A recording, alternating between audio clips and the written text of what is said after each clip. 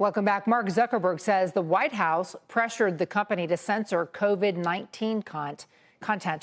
Julia Boorstin joins us with more. Was this during the pandemic then? Yes, that's right. So Mark Zuckerberg just writing in a letter that just was posted late last night into the House Judiciary Committee that the Biden administration pressured Meta to censor COVID-19 related content on Facebook, writing, quote, in 2021, senior officials from the Biden administration, including the White House, repeatedly pressured our teams for months to censor certain COVID-19 content, including humor and satire. Ultimately, it was our decision whether or not to take down content. Going on to say, I believe the government pressure was wrong. Now, this letter follows the committee's report that came out in May on the topic.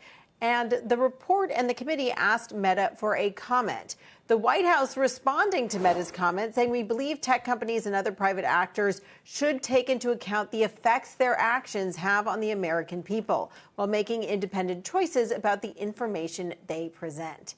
Now, the executive branch's ability to influence content moderation has been at the center of Supreme Court cases. Now, in June, the court threw out a lawsuit seeking to limit the government's ability to communicate with social media companies about content moderation. And then in July, the Supreme Court kicked two cases challenging Florida and Texas laws challenging social media moderation back to those lower courts, warning them to consider the boundaries imposed by the Constitution against government interference with private speech. Now, Tyler and Contessa, social platforms have such massive reach, many people would argue such massive power. The question of when and whether it's appropriate for the government to weigh in will certainly always be a contentious issue. How is this different, or is it different from an ancient time when someone in the White House, a chief of staff, maybe the president, would call the president of NBC News or Tom Brokaw or Walter Cronkite to complain about a story?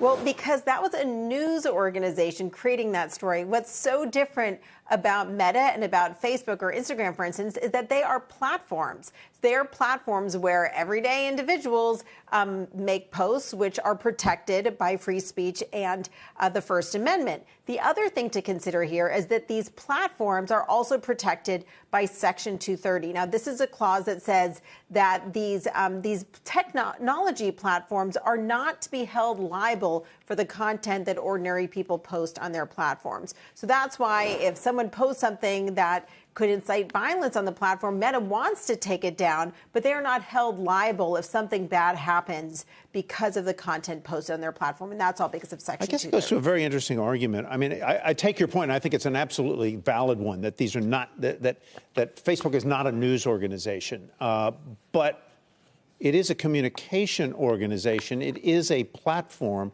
and it is, in a sense, a publisher or republisher of content.